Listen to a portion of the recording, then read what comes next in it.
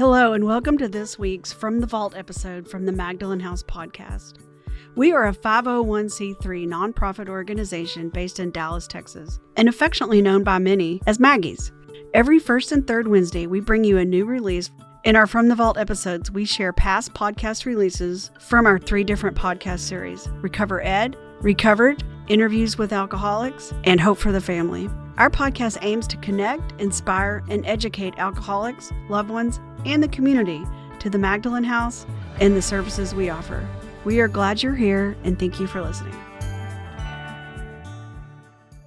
Heather, thank you so much for joining us. A little bit about what this is, because you've never done this, and we have some girls on here who have never done this. We offer these. They are exclusive just for Next Step participants. It's another tool that they get to use if they choose to. So everybody who is here because they want to be here.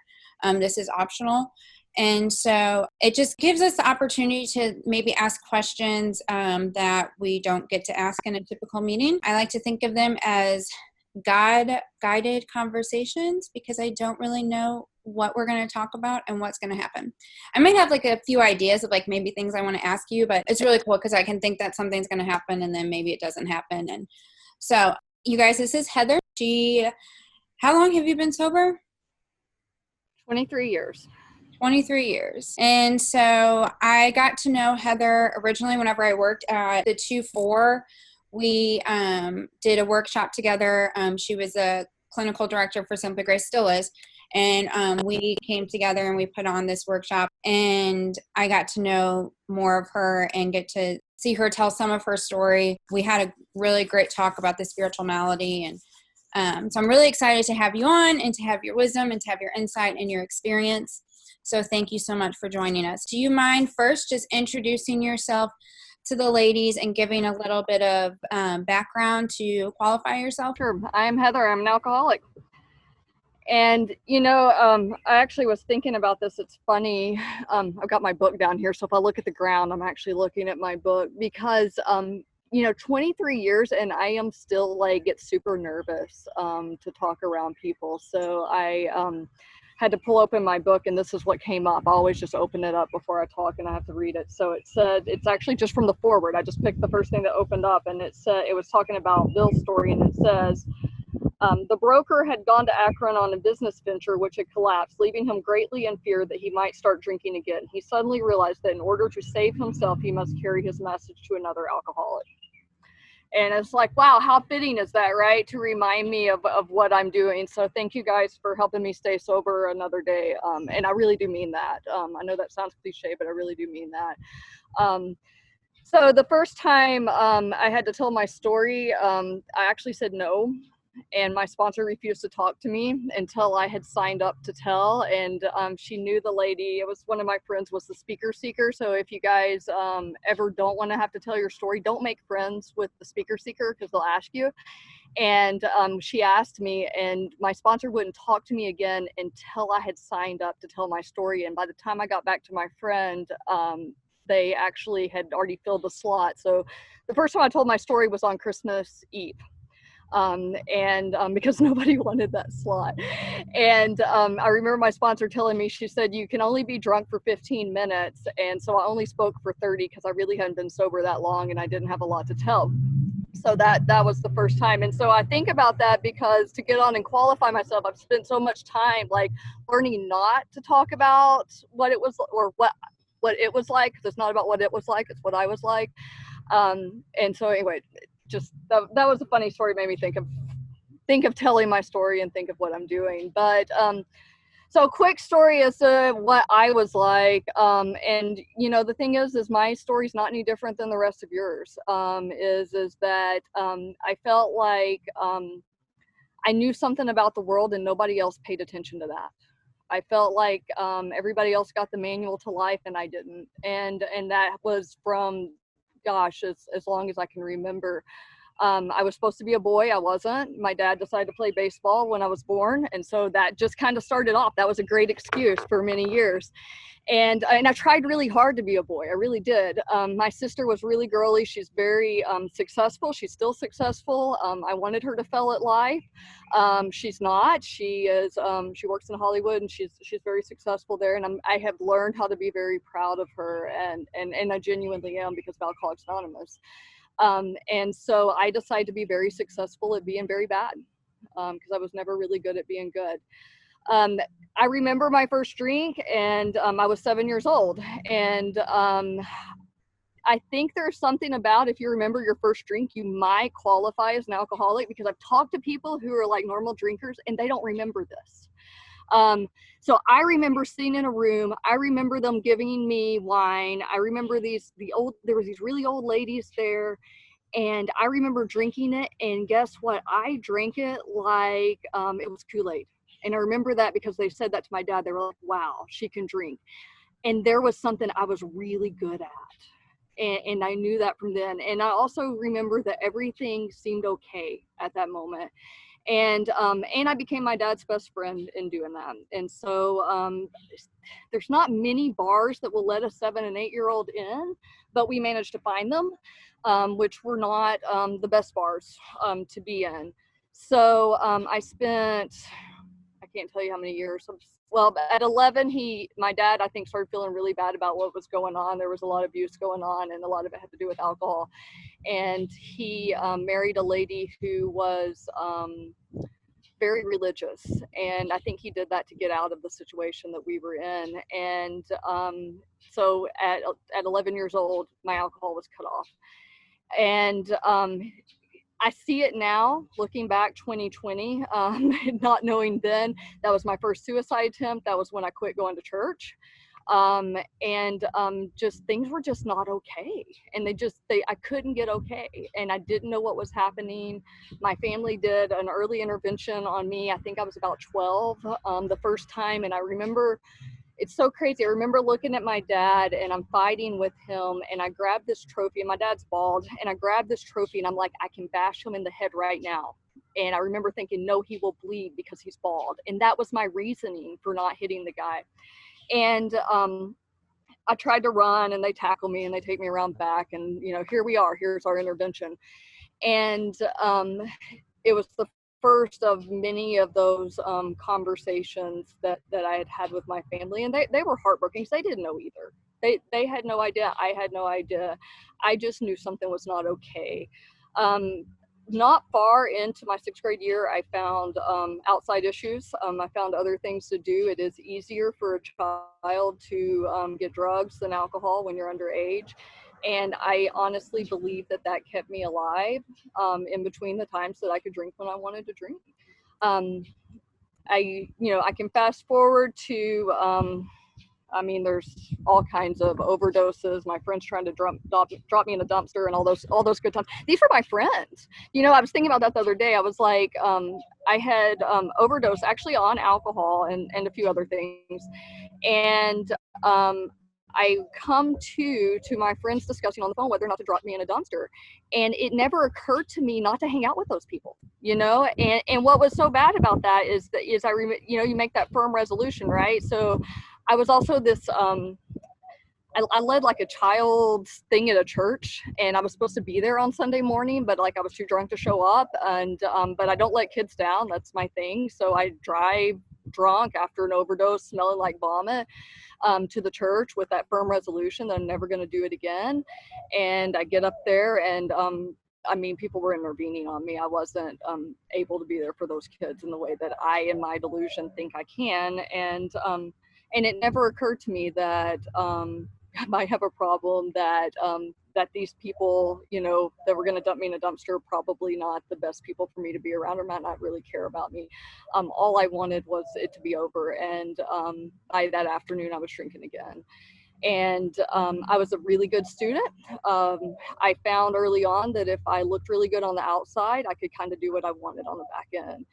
So I actually went to college and got out of town. And it was when I went off to college that things were not okay, and people started intervening in a different way for me. So I ended up in my first meeting of Alcoholics Anonymous. And, the thing is that I didn't know how to live and I didn't know how to die. And I was stuck somewhere in between, and I had tried many times to kill myself, and it didn't work. And I had many of those nights. Actually, on my 18th graduation, my daughter graduates this year, it's kind of weird. I remember buying as much alcohol as I get my hands on, and I laid on a swing in the back of my friend's house thinking I'll drink myself to death because I just didn't want to go do anything else. And I woke up and I said, okay, I guess I got to go to college now. I got to make some other plans. So, I remember my sponsor telling me that you don't get the luxury to die. She said, you're going to get dismembered one by one, basically until you want to die, and you're going to beg to die, and it's not going to happen. And that is where I was. That was the unmanageability. That was the hopeless state. And so, I had a really weird relationship with my father, and I try to respect him, but it was abusive and it was sexual. And I get to college and I'm flunking out. I can't stay sober. I can't get to classes. I had to go on scholarship. My family doesn't have money. And they start intervening on me. I'm not even there a month when they're intervening, going, you might want to try Alcoholics Anonymous. We have some good places. And I'd already been sent to a couple of places when I was in high school and things like that. I actually became a missionary when I was 16 to try to get away from alcohol, and it didn't work real well. But so I'd been trying to run for a while. And so they, I was looking at going back, and there was one place that would have me, and that was my father. And the relationship that we had was I could go back and be my dad's wife, and I would rather die than have gone back and been my dad's wife. So I went into Alcoholics Anonymous, and I decided on one thing, is that I knew this wasn't going to work. I knew you guys didn't have a solution, and honestly, the things that were on the board didn't look like that was going to help the situation that I had anyway. But I had no other choices, and I had nowhere else to go. And I remember walking in, and this old man, his name was Rusty. He said, anybody invite you here? And I said, no. And he said, you didn't get an invitation? And I said, no. And he said, you know why? And I said, why? And he said, because we don't need you. You need us. Sit down, shut up, and listen. And he's about half right. It was exactly what I needed to hear. I do think I need a newcomer very much to be there as an old timer. But for whatever reason, I heard him, and I sat down and I was quiet, and I started to take suggestions, because the reality was I was going to kill myself at 6 months anyway. At 6 months sober, I figured you guys weren't going to have anything for me. I was going to get to the end, and I was done. And it must work, because I'm still here 23 years later. So just so y'all know, it does seem to still be working. I do remember 6 months sober, and I took myself out to eat, and I really did. Like, they say you stand at that turning point. That was another turning point. And I sat there and I thought, you know what, this is better. It's better. It wasn't perfect, but it was better. And I thought, okay, I'll try it for a year. We'll keep going with it. But it just kept getting better. And it does. It doesn't get perfect. And that was the thing I wish I had known when I got sober, is for me, I read in that 12th step that life got perfect. It doesn't. It just gets better. I mean, it's so amazing to be part of a community, and it's so amazing to give back, to go from, I was this kid sleeping on a pool float, drinking myself to death, trying to read the big book of Alcoholics Anonymous and not understanding what the hell I'm doing, for people to come in and to say, hey, you're going to help somebody someday, for people to say you have something to offer. What was amazing, I was the kid who was always in therapy that never had anything to offer. And you guys gave me that. You guys gave me meaning. You guys gave me purpose. The lady that sent me to AA, she wasn't one of us. But she told me, she said, Heather, you're selfish, you're self-centered, and you have no meaning in your life. And she said, but I have a place to send you. And that was the hope. Like, she had a place to send me. It wasn't just I was selfish, self-centered, I had no meaning. She had a place to send me. People showed up for me. I've had the same sponsor for 22 years, my first sponsor relapse. But I've had since the first year, I've had the same sponsor, and I've gotten to be a member of Alcoholics Anonymous. Sometimes I'm a good member. Sometimes most of the time now, I'm doing my morning meditation, I do my nightly review, I call my sponsor, I work with my sponsees, but I am not a perfect member. And there have been many times, and we'll talk a little more about this, I won't go on too long, but there's been many times in my recovery that I've had a chance to screw it up. And people always said, you're really lucky for getting sober young. And I said, yeah, I am. On the other hand is I've had more times to screw up in sobriety, because what you guys told me but I didn't get was that alcohol was not my problem. And that was the spiritual malady. And if I don't do these certain things, these things that my sponsor tells me to do, these things that I learned about in the meetings, if I don't pray and meditate in the morning, if I don't make amends, if I'm not 10th stepping, if I'm not working with another alcoholic, then I get sick, whether I have alcohol in me or not. And Stephanie knows some of my story. I got sick with an eating disorder I was a little over a decade sober, went back to treatment sober. And I was spiritually bankrupt, and I've had a crazy relationship. That's why I didn't stay in there with my boys, because I don't like to talk bad about their dad. But I lived in a warehouse for 10 years sober. So I've done some really kind of insane things that, that were related to just not continuing to practice these principles in all my affairs. And so today, after a crazy relationship and after going back to therapy, or back to treatment, I'm starting to understand how important doing all of these things that you always told me to do. And the last 8 years, last decade has been pretty phenomenal and pretty amazing. And so those promises come true whenever and wherever, as long as I'm willing to work for them. And the other piece that I wanted to say is that sometimes I wonder how I stayed sober during those times. And I've done a lot of research, a lot of soul searching on that, but I do think that God honors willingness and God honors earnestness, and I do believe in grace. And I believe in grace today because of the way that people showed up for me. Like sometimes when I was going to go to treatment, this lady told me, she said, you're too far from God. You wouldn't know if God hit you upside the head with a 10-foot pole. People have to talk to me like that because I'm really, really thick-headed. And she said, when everybody in your life is telling you to do something and you're thinking something else, you might ought to look at the fact that sometimes God shows up with skin on. And so God shows up with skin on for me today. God shows up with skin on in you people. Maggie's is a magical place. You hear that all the time. God shows up in skin on from my sponsor, from the people that are in my life that are also practicing this program. And I do believe that the hand of grace has always been there. I finally learned that God loves me whether I'm drunk or sober.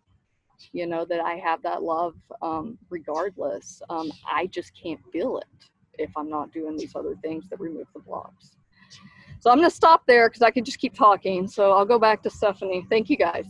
Thank you so much for being so vulnerable and honest. God, that's so much to go through as a child. Do you all have questions? Because I do. Question. Okay, go, Kristen. I'm Kristen. I'm an alcoholic. Thank you, Heather, for being willing to come on here for all of us. I wrote down something to ask you a question, and it was a sense of the things that you weren't so good at, right? And then the things that you were good at. And there's such a transition from taking step one to having the obsession removed. And I think to be honest, my sobriety date is 5/5, and I still have my obsession as much as I wish that I didn't. It is still there. And it's that what do you do? It's that beautiful process between taking your first step to having your obsession removed. What did you do Like, that's a beautiful process. What did you do between that step to the step of even the 10-step promises of having the sanity returned? Yeah, well, okay, so talk about vulnerability. I will tell you guys, I held on to so much. I don't usually share this in meetings because it's not how I want my sponsees to do, but I held on to drug paraphernalia for a really long time. I remember the day that I finally dumped it. And why I'm saying that is I held on to it, it made my life miserable. And I wish I had let go of it sooner, because when I was willing to let go of some of the things that I was holding on to, the obsession started to relieve. And my sponsor always told me, she said, well, they should say, this old lady used to say, this is a bad neighborhood, don't go in there alone, with these meetings I used to go to. And my friend would always say, the only person that wants you dead is right here. Right. And so the more that I talk to the person that wants me dead, the more that they start giving me information over ways to harm me. So the quickest way out of my own head is to get into somebody else's. And that's what I learned to do. I would call my sponsor and I'd be like, I want to use. And that happens so many times. And she would say, why don't you call somebody else and ask them about their day? And don't tell them what you need, and ask them how they're doing. And for some reason, when I'm out of my own self, and I'm into somebody else, I don't have time to obsess. I just did it to, I have a great grand sponsee that I adore. I can't believe I have a great grand sponsee. That makes me sound so old. But the other day she called, she's like, I'm going to drink today. And I was like, okay. I said, you're going to call somebody from each coast of the United States. I gave her alcoholics on the West Coast. I gave her an alcoholic on the East Coast. And I gave her an old lady in town that I actually sponsor, but she's too sick to get out because of COVID. So she ended up talking to two people on the two sides of the United States that she didn't know, and she ended up going and having to deliver like soil or something to this other lady I sponsor. And so at the end of the day, she's like, well, I did everything you told me. And I was like, did you want to drink? And she said no. And she's like, I didn't have time to think about it, So I think the very best coping skill I've ever learned in my life is to get out of my own head and help somebody else. Thank you. Yeah, thank you. Anybody else? Okay. So something that you touched on briefly, and the big book talks about it too, is that spiritual malady. It tells us that we're not only physically and mentally ill, we're spiritually sick, right? And so that's something that like you and I got to talk briefly on, and what is that spiritual malady piece? Can you, one, tell us like first of all, what is that spiritual malady, and what the spiritual malady can look like for you or in general, besides the obvious when we're drinking? Perfect. Guess what? I have my book right here. We're doing this. Yeah, I'm a big book nerd, and I love this thing, and I'm not even going to apologize for the fact that I'm going to read out of it. But right here, right, it says, I'm having trouble with personal relationships. So what does that look like for me for personal relationships? I'm fighting. I'm fighting with my mom. I'm fighting with my kids. I'm fighting with my boyfriend. I don't have people around, I can't control my emotional natures. For me, I will blow up on people. I'm sure I'm not the only person here that does that, right? I will, I just blow up. I feel like I have no control. Do y'all ever get that where you just feel like, oh my gosh, the whole world's just going to crash down and I have no power over this?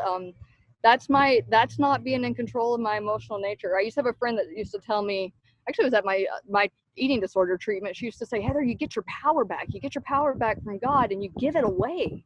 You always give it away. You give it away to somebody else and you let them control it. Like, why do you take the most annoying person in the room that you're mad at and give them, the power that you've worked so hard to get, right? I do that. It says, I'm prey to misery and depression. I can't make a living. So I'll tell you how that looked in my real life is when I was in my eating disorder, because that's where mine went, I exercised for 8 hours a day. I literally could not work. I have a master's degree. I have a lot of license, and I was unemployable, sober. That's what that looks like. Full of fear, feeling of uselessness. Well, if you can't work and nobody wants you around, you don't feel very useful, do you? I'm not helping others. Yeah, and fear. I mean, I think fear is something we all struggle with, and I'm unhappy, right? Like that's off of page 52. So what it does is I take that and it's whatever blocks me from God, and Stephanie, what I said earlier is, God loves me whether I'm drunk or I'm sober, and I didn't learn that in the first 10 years of sobriety. I don't know why. I wish I had. That happy, joyous, and free. I thought that if I just did certain things, it was going to get better. And I was a human doing, I wasn't a human being. And doing certain things did make it better. It really does. But then there's this other aspect that I'm okay. And what came for me is it was I did a 4-step, and I was doing the 5th step one night, and the overwhelming, I did the 5th step, and then I was doing the hour of meditation. As I was in the hour of meditation, the overwhelming thing that came to me was, if you only saw yourself the way that I see you, everything will come together. And from that day, I started praying every morning when I did my morning meditation that I could get a glimpse of understanding as to the way that God could see me. And from that day, like, guys, I can't tell you what has happened. My job skyrocketed. I left that relationship that I was in. I have so many friends, so many sponsees. It's almost like it was almost like there was this magnetic pull that was waiting. There was a lady in one of my IOPs. I did many IOPs too, guys, and she said, "Right now you sparkle, someday you'll shine." And she gave me, when I went off to treatment, she gave me this little bracelet. I still have it, that said sparkle, and I wore it. And it was like that. It was like I was just waiting to shine. And shining did not mean that I was going to be number one, because that's what my ego wants, right? Shining meant that this like magnetic force was going to come. And I get a little hippie, guys, so I'll just bear with me. But like this force was going to come, and people were going to come into my life, and that loneliness that I once had was gone. And the crazy thing is it doesn't mean that people have to be here for that loneliness to be gone. Like I'm perfectly happy here by myself, and I'm not lonely. I've been in groups of people and I've been lonely, and it talks about that on page 152 if you want to be a book nerd. 152, 153. Yeah, I think it's 152. But it talks about that loneliness and that despair like no other. And that's my spiritual malady. Our spiritual malady, I think we all have it. I saw some stuff my daughter wrote the other day. I'm not proud that I had read it, but I did. And I was like, man, like we all have this spiritual malady. We all have that dark place, and we all have that light place too. Hope that answers it. Yeah, thank you.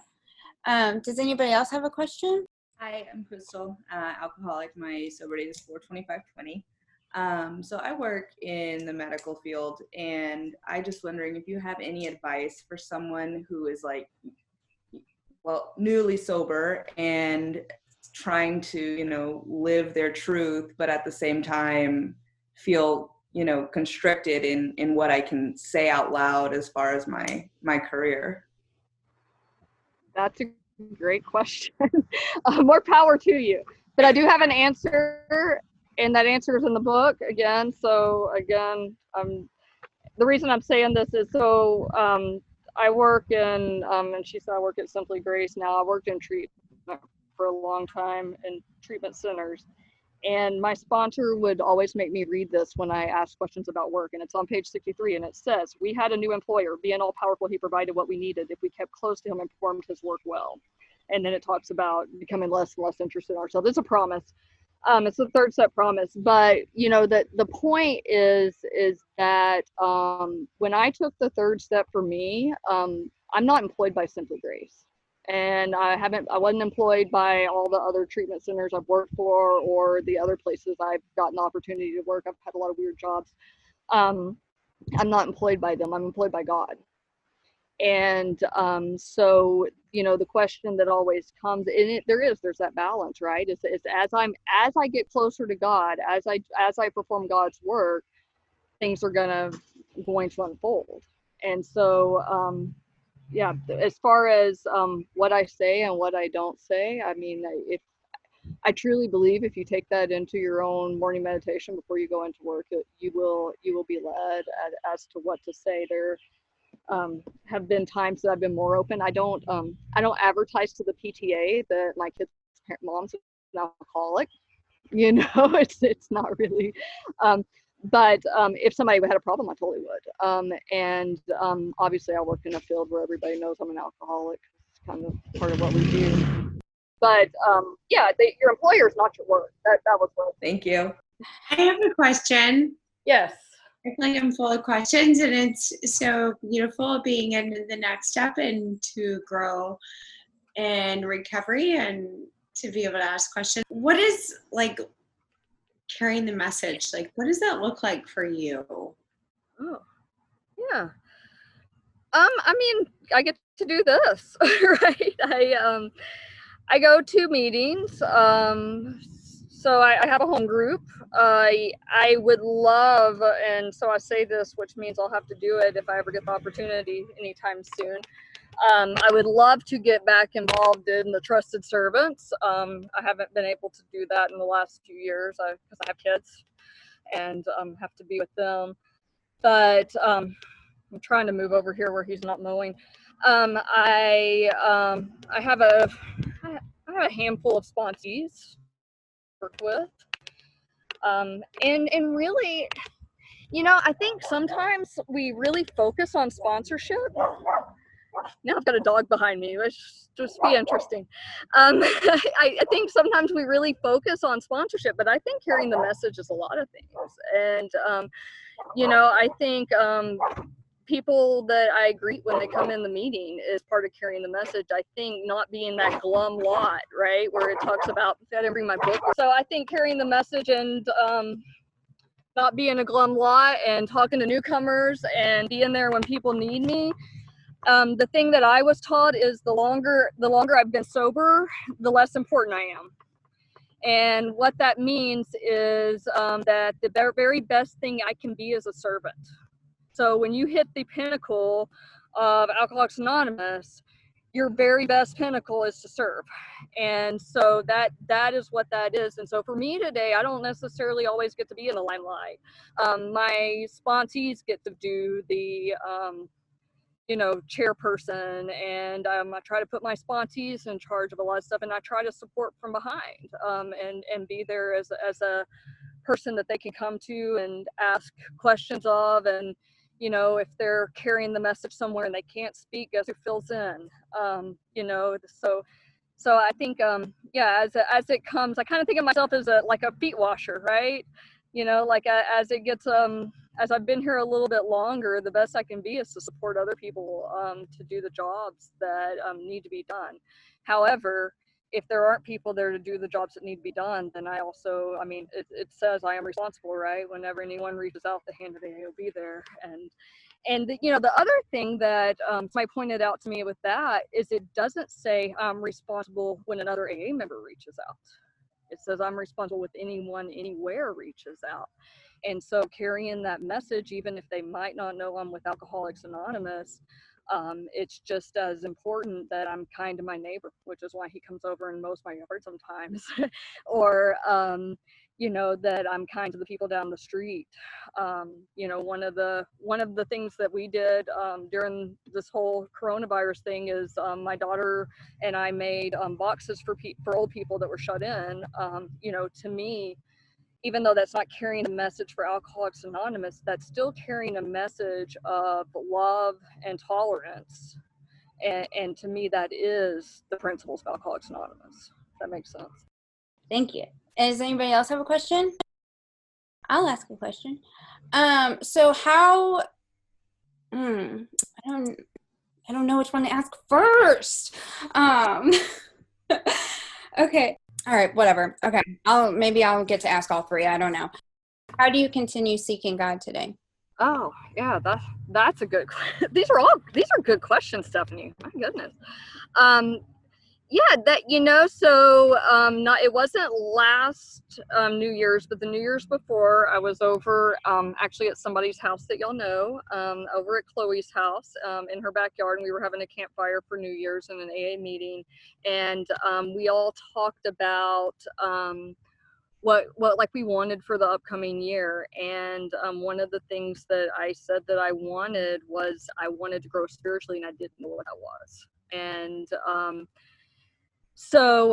I will tell you, sometimes I get afraid when I ask that question, not because I have this loving idea of my higher power, but sometimes my actions and my initial thought is still this punishing one, like, oh my gosh, if I tell God I want to grow, I'm gonna have to walk over hot coals, and all these kind of things. And a friend of mine told me, she goes, you still have a real punishing God if you still think that way.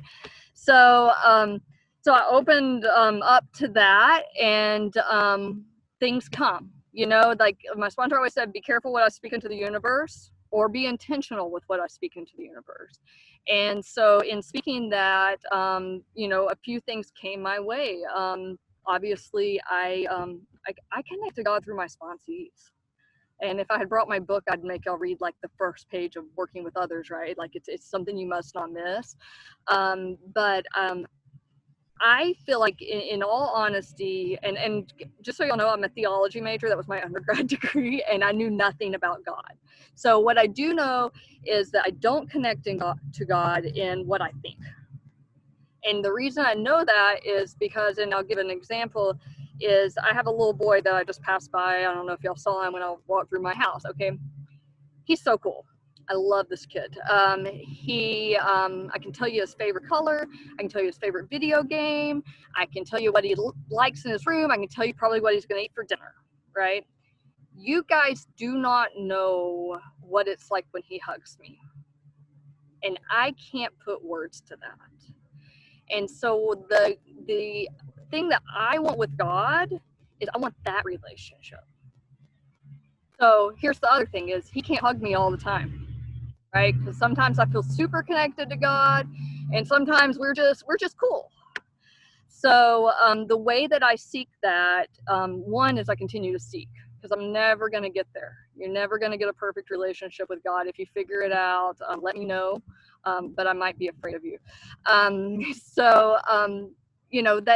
the human thing, though, right? It's like the human condition is that I seek and I fail. I'm not supposed to be perfect. That's kind of the whole point of it, is to go on that journey. The point is to grow along spiritual lines, right? Like there's no point to growth if I got it the first day. Some of the things that I do: prayer, meditation, number one. I still do the same stuff. I do On Awakening.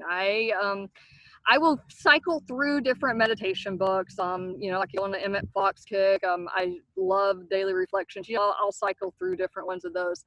My sponsor had me read some really good spiritual books when I first got sober. Anne Lamott, Marianne Williamson, just things that connected to me.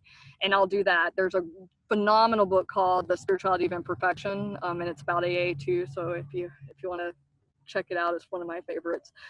So I'll seek spiritual books. I will seek guidance. A friend of mine will say, hey, read this book, and it'll be something spiritual, and I'll do that. I also, in doing that statement I made, I also got invited to join a Steel on Steel group. And I don't know if you guys have ever done Steel on Steel, but it's been phenomenal. Do y'all know what Steel on Steel is? Everybody? Okay. Will you say what it is, so for people who don't know? Yeah. You can Google it. If you Google Steel on Steel, there's a set of questions that comes up, and it asks me. I think it's got like 10 different categories, and I won't go into all of them. But it asks basically how I'm practicing the principles in all my affairs. So it has like how I'm practicing it in my group. It has how I'm practicing my relationships, my career. Because the thing is I can't.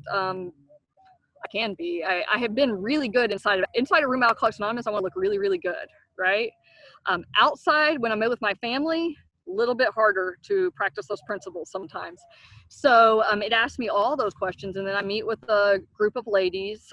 There's 5 of us in the group, counting me, and once a month we read through what we're doing, and then the other ladies who I consider very very spiritual people, very people that have what I want. They give me considerations, and they say, Heather, would you consider, getting up 5 minutes earlier and making sure you hit that meditation? Would you consider, reading this? Would you consider going to more meetings or sponsoring here, or carrying the message here? And so I get this list of considerations, and what I'm to do in the next month is to either practice those or pray over those. And so then I go back, and if it's a consideration that doesn't come to fruition, then I just report it next month. I'm saying, look, I prayed over this, and I really can't do X, Y, Z, or I don't think that's the right thing.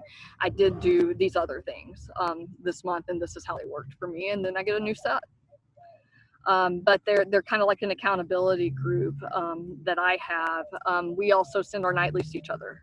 So that gives me some accountability into doing my nightly review.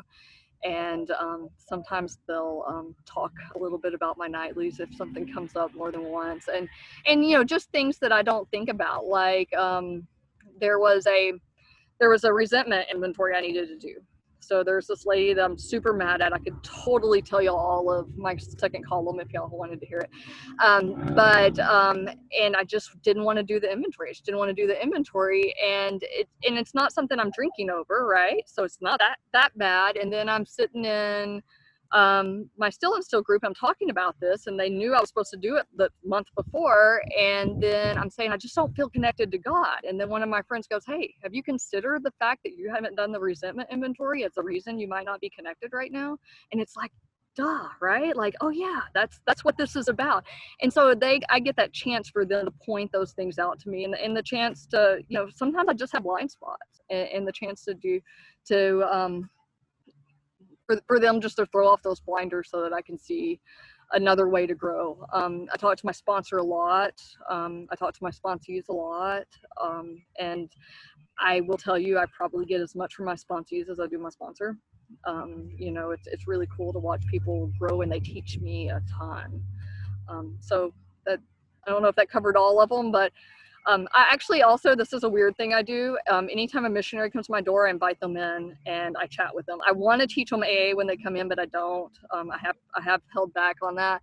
But I am more open to listening to what people. I used to be like, I was like Miss Atheist when I came in, and I didn't want to listen to what anybody had to say. And through the program Alcoholics Anonymous, I have learned to be open and learned to see that my higher power for me speaks through everybody. And sorry to interrupt. And do you learn anything from them, from religious people, or do you see the difference in our program from their work?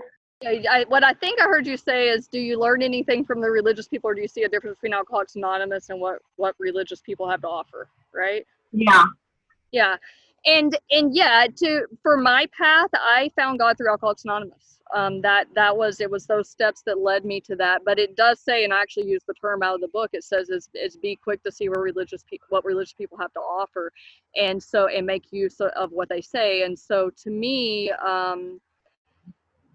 my idea is to be open, right? Is to be open to everything. And there are some religious, although I probably would join a cult, I would just be honest. But I'm joking, Stephanie. I'm not joking.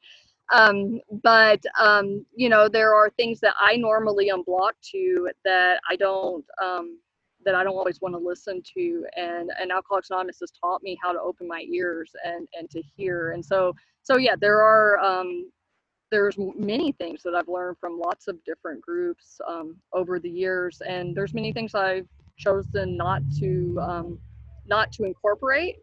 And but at least I get the choice if I'm open to hearing them. This isn't in my big book. This is Dr. Bob's farewell speech. He says, let's not louse this up. I don't know if you've ever heard that. And he talks about some other Freudian complexes. And then he says, what we're about is love and service. And I do believe that my program through Alcoholics Anonymous does tell me to love and serve everyone. And part of loving is letting people come in. I got to fix the Mormons' bikes the other day. It was really fun. And they think of my house as a safe house to come by and get their bikes worked on. And I'm so excited about that. Yeah. That sounds cool. That's good. And it's okay, Heather. I was actually told one time that I would be a good cult follower. But that goes back to like me being like always searching for something, even as a little kid. And then I found alcohol. So, but I totally understand. So my next question, or does anybody else have a question? Crystal, you do? Yes, Okay. again. So just kind of harping on the spirituality, how do you know when you're growing spiritually? Like, what are your measures? Because I'm still in my search for spirituality, so I just like to see how other people are finding their way to know that you're going in the right direction and not backwards. Yeah, I don't. I know when I'm connected, and I know when I'm not. And one of the things that I've learned is not to be so scared when I'm not connected. Like I used to think like, oh my gosh, I feel disconnected, I'm gonna relapse tomorrow. Like I used to freak out. And you know, as long as I continue to do those things, and it's the same thing with my kid in there, right? Is like he knows I love him. Like our relationship grows all the time. I'm not in there with him right now, and so I learned to be okay with those pieces. But I wish I had a really good answer that was like my toes curled and my hair lights on fire and there's a burning bush, right? But really, kind of an old theory, but it's sorry, I get lost in things in my head. So there, Foucault was a theorist, and anyway, he wrote a thing called that people know things from the antithesis of. That's I know the absence. I definitely know the absence of God, and when I'm disconnected from a higher power, and that's when I try not to get to the depths that I was in when I got sober, because I'm not sure I can come back out of those. Right. So for me, it's just the continual relationship. You know, and also there's comfort in, you know, when I say God loves me whether I'm sober or not. Like there's comfort in the fact that God's grace for me and my higher power, whatever y'all want to call it, I called it the universe, God, whatever, the grace that I get from that has always been there. You know, like it has always carried me in all the aspects, and like I can see that now. I just didn't know it was there. And so it's not the absence, it's the blocks that I have to the present, if that makes sense. So to elaborate on that question though, so you came in as Miss Atheist. Mm-hmm. How did you come to believe? Yeah. One, I didn't have a choice. Like, you guys taught me that I was screwed. Like, I don't know if y'all read that first step, but basically I'm screwed when I look at it, right? I've got this allergy of the body, I've got this obsession of the mind, and nothing's going to stop me from continuing to do it. So that was the start. I had a very, very loving sponsor. You know, thank God for her. And I remember she told me one time, she said, you know, if you can't get on the God idea, you can use HP. That's what she would use, HP, right? Higher power. And I looked at her and I said, well, can I use MF? And she said, you know, my God is strong enough to handle your anger. It was her answer to that. And obviously I didn't have to use MF for very long. But that was my question, is I really, I wanted to know, and believe it or not, there's a whole story with that. I actually, prior to getting sober, was partially in this weird cult. So I had a lot of baggage behind that. And I think why I studied religion was because I felt so guilty over the things that had happened. And so yeah, when I came in, there was just this fight against that idea. And honestly, I thought people were dumb that believed in something bigger, you know. And but what I knew is that whatever I believed didn't help me. It didn't fix it. And I think, there's a, sorry to keep quoting things, but in the preamble for the Texas group where it says, I'm gonna repetition confirms and strengthens, and then faith comes naturally, right? And always get those two backwards, repetition strengthens and confirms, always want to say, but that I think faith is a backwards thing, like in the book where it talks about the concept and then we go to the consciousness of understanding. So I go from an idea, okay, you guys, I relied on the group was bigger than me. And so that was enough for me. And it does say God does not make too harsh of terms for those who seek him. And so as long as I was willing to seek, I feel like it was there. And so the group was big enough, and I went from that concept until things started to happen. And, that, I wish I had my book out here, where it talks about that flimsy reed, becomes just that stronger point of faith. And I think hindsight, you look at it, right? Like, I don't know why I'm sober today. Like, in all reality, like, why are we sober right now? Why are we on this call? Like if I sit there and try to really pick it apart, it doesn't make sense. And other than that, something relieved us, because guys, left to our own devices, all of us would be drunk right now. That's what I do. So if I knew without a doubt that I couldn't change it, and something was happening, something was changing, and what I really think y'all did is y'all put me through a series of steps, experiences, to where I got unblocked to that channel that allowed me to have the power to stay sober, or to have access to the power to stay sober. But it came over a long series of events, really. And really it comes back to hindsight for me. Thank you. You, from what you shared, have had a lot of trauma in your childhood and background, and then you also are a therapist and work in the field. Would you say what was treated first for you, the trauma or the alcoholism? The alcoholism, and I don't know that I had the ability to work on anything with a clear head if the trauma first. I mean, and in all reality, I started into therapy when I was 11. And so I had been in and out of therapy for many, many, many years before I walked into the rooms of Alcoholics Anonymous. And really I had to learn how to separate it, because I had been in such that, like, if you had my life, you drink too, right? Like the trauma became the excuse. And one of the things that really stuck out to me early on was that I had other friends that had very similar or worse stories than I did, and they weren't alcoholic. And so for me, I could see a difference in the two things, right? And once I could make that break, getting sober gave me the chance to have a clear head, gave me a chance to have the coping skills, and gave me a chance to have the connection to lovingly go through the rest of it. I wanted it to work the other way. I really did. I wanted to go work on my trauma, and I wanted to keep drinking, because you know what? I will go through anything if I can keep drinking. That's what makes me an alcoholic, and so getting sober was the first part. I remember, I won't talk too long, I promise. I remember going to my therapist when I found Alcoholics Anonymous. I was like, hey, I don't need you anymore. I'm found Alcoholics Anonymous. And she's like, okay, well, we'll see you in a few years.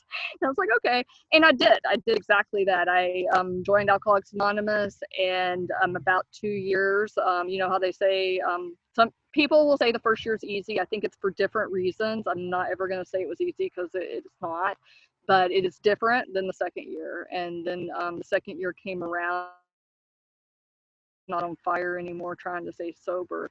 And then I went back and worked on some of the other stuff.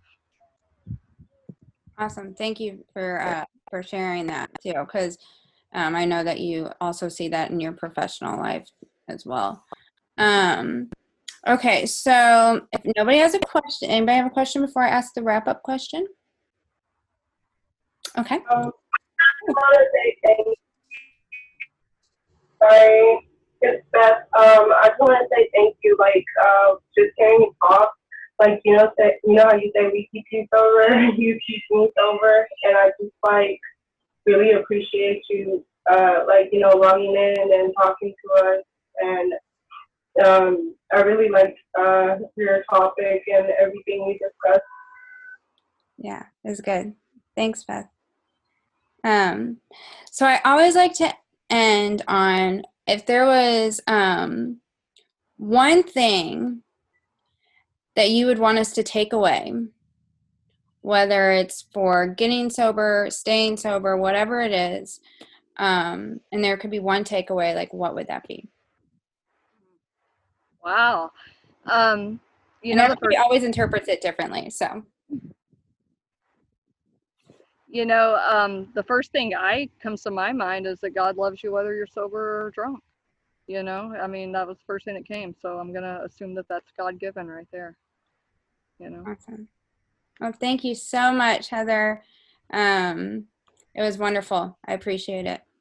And thank you for the rest of you guys. If you Thank you, Heather. Thank you so much. Thanks, Heather. That was awesome. That was good. awesome. All right. Very powerful. I'll see you later. Bye. Bye, guys. Bye. Bye. Thank you. We hope you've enjoyed this From the Vault re-release of the Magdalen House podcast. Tune in every first and third Wednesday for a new release from one of our 3 podcast series. To learn more about the Magdalen House and the services that we offer, visit magdalenhouse.org or follow us on your favorite social media channel by searching